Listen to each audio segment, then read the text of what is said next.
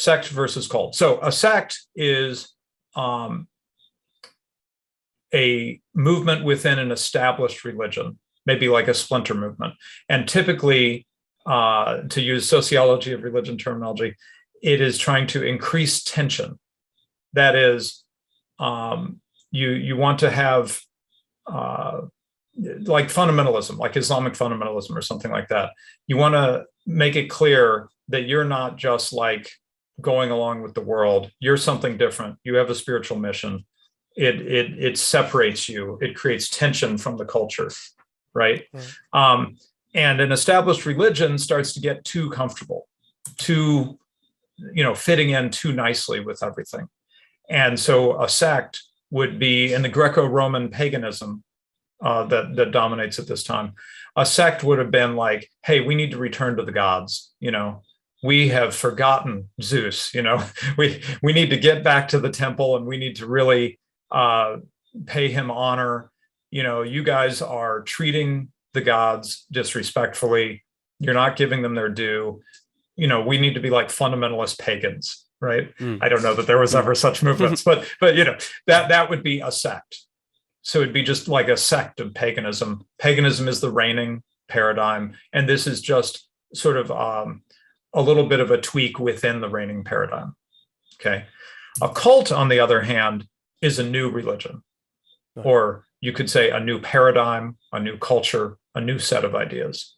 And certainly Judaism and Christianity, with their monotheism and exclusivity, I'll talk about that more in a minute, exclusivity are cults within the context of Greco-Roman paganism. They are not a call back to be more faithful to Zeus and Aphrodite or something like that. They're saying this is completely new. To embrace Judaism, and we'll need to mention in a moment, some of the Greco-Romans did, by the way. To embrace Judaism, to embrace Christianity, is to walk away from the established religion and go into something completely new. So technically that's what we mean by a cult in this context. We don't mean that it's weird or something, the modern ear hears cult and that just means, that's when you act strangely or something. No, that's not what we mean. Right. It just means it's a new religion relative to the culture that you're in. Right. Yeah. Yeah, no, that is really interesting because, of course, as you say there, I was going to mention it, that obviously in our era, the word cult has got really negative connotations. You just think of sort of people that are waiting for a spaceship to come down, mass suicide, silliness, that sort of thing. But the word's got actual. Well, when I listened to your speech talking about sects and cults, I did a bit of reading after that because I did find it fascinating. And one person, I can't remember who, but one historian I was reading, I wonder what you think of this idea, that they said that sort of the ministry of Jesus whilst he was alive, you could argue it was a sect of Judaism. But after the resurrection, or perhaps more accurately, after the first Gospels, Mark, speak of the resurrection, at that point it becomes a cult. And I mean a cult, not occult. Again, let's be clear on that. Yeah. Would you agree with that sort of definition? Does that sort of ring true to you? Right, exactly. Because it becomes a new religion once if you accept the resurrection. Right, exactly. So you know, when you read Jesus's words, to some degree, you could take it as a sect. That is, you guys have made the law like ridiculous and burdensome. The Mosaic law. You've made it too hard for people, and you've forgotten what really matters. Really your heart being for God. Loving your neighbor. You need to go to the fundamentals of what all this is really about. You're caught up in sort of pointless details, right? He talks about you tithe on your herbs, your mint, and you tithe down to little details, but you forget what really matters, what the point of all this really is, to serve God, to love your neighbor, and so forth, right? So you could see it as sort of let's be more fundamentalist about our Judaism, right? Let's get back to what this is really all about, as you read Jesus, right? And some Jews, I think, saw it that way is at the time. It's hey, this guy's calling us back to really serving the God of Israel in a deeper way than what our religious rulers are. Yeah. But after the resurrection, it is a cult within the empire, as we talked about, within the context of paganism, but also, as you say, within Judaism. And the Jews, part of our evidence for seeing something as a cult is how it gets treated. Right? A cult is viewed as a threat to the established religion, whereas a sect, people might feel it's annoying, kind of like, boy, these guys are really taking paganism super seriously. It's like, I just want to live my life. Do I have to go to the temple again today? Right? That would be how people respond to a sect. It may be annoying. It'd see it as annoying, right? At the most. But a cult is viewed as a real threat, a true competitor to the established religion. Right. And that is certainly how the Jewish authorities treat Jesus, but then also the apostles and so forth, right?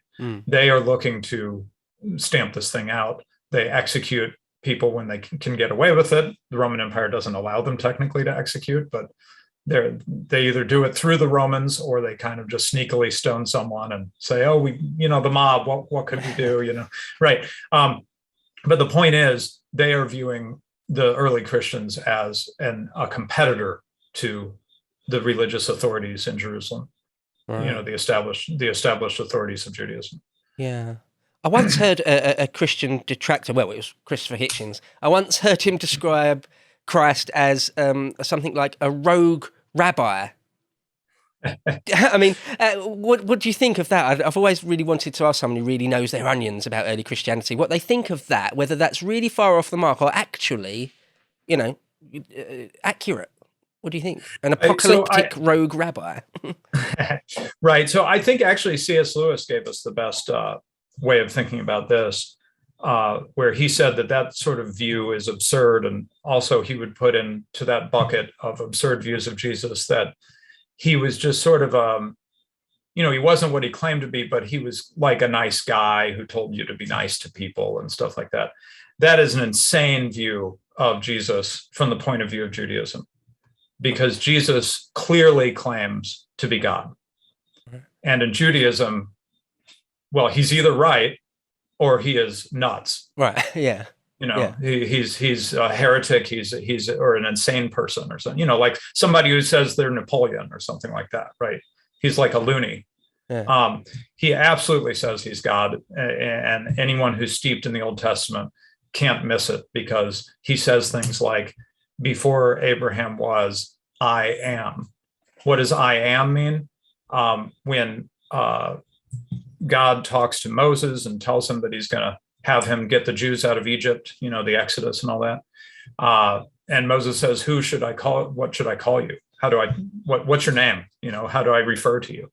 And the Lord responds, "I am who I am." Yeah. So when Jesus says, "Before Abraham was, I am," not only is he saying, I was around back then, which is a big clue, but he's saying, I am. He's using the name of God and he's applying it to himself. Mm. And the Jews completely get that. If you read the scriptures where Jesus says that, they immediately are like, let's stone this guy. Right. Gosh, right. I suppose to their mind. Oh, sorry, I was just going to say. So to their mind, he's claiming to be the Messiah, if you like, but to their mind, it's a false prophet and like a heinous crime to do that. Yeah. Yes. Exactly. Yeah. He's not just having sort of some oddly strict teachings about traditional Judaism or something. He's doing something new, and they're more than suspicious of it. Right. Yeah. They think there's something wrong with this guy. Right. Okay. No, absolutely. I suppose we'd have to move on a bit because our time is a little bit limited. Probably about an hour, maybe a touch more. And there's so many things I'd love to ask you about and pick your brain about. But, the sect versus cult thing. Yeah, I wanted to make sure to use that opportunity to talk about the different natures of the sect and the cult, because that's going to help us understand why the Roman Empire has the attitude it ends up having later to the Christians. A sect, sociologists point out to us, tends to draw from the lower classes. Right. Okay. That is, this is an established religion, and we just need to get like more serious about it. And this is something that sort of the lesser educated can understand, right? And so, to some degree, think of the caricature that you get of the rural Christian in America, right? Who's, from the point of view of the liberal elites in the city, is, simple and, is into snake handling or something like that, okay. right? Yeah. So that's a sect. It's drawing from the lower classes, the less educated. A cult, though, can't really work that way, because a cult is introducing new ideas. It's a paradigm shift. It's something that we find to this day draws from the educated or the elite, you could say, of society. Maybe not the top people, like the emperor didn't necessarily become a Christian for a couple hundred years, right? But it says that there were people we know that there were people in the emperor's household who were Christians quite early on. Right. So it's drawing from the elite, because they're the ones who are able to notice that there's something missing about the reigning paradigm, and feel like we need some different answers. And so one of the things you read about, even in the scriptures, are God-fearers. These are Gentiles, non-Jews, who are drawn to the monotheism of Judaism. And what's quite clear, even in the New Testament, is that not only is Christianity following Jewish networks through the empire, and some Jewish people are becoming Christians, right? Like Paul, like the apostles, etc. But these God-fearers are some of the first to really stampede into Christianity. That is, these are Gentiles who were already feeling drawn to something, the monotheism of Judaism, and were seeing the Jewish teachers as people to really listen to. So they already were early adopters of doing something besides Greco-Roman paganism here. And then Christianity comes along, and as you might remember, Paul has this big emphasis on how you don't have to be circumcised.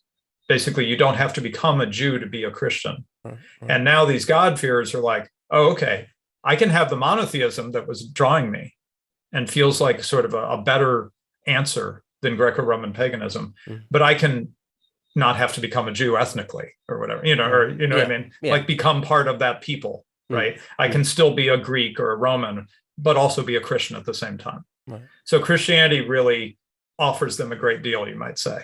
And so the God-fearers, after a century or two, are not talked about anymore, because they've become Christians. If you enjoyed that video of Radical Liberation and I chatting, the full video can be found at lotuseaters.com. The link is in the description.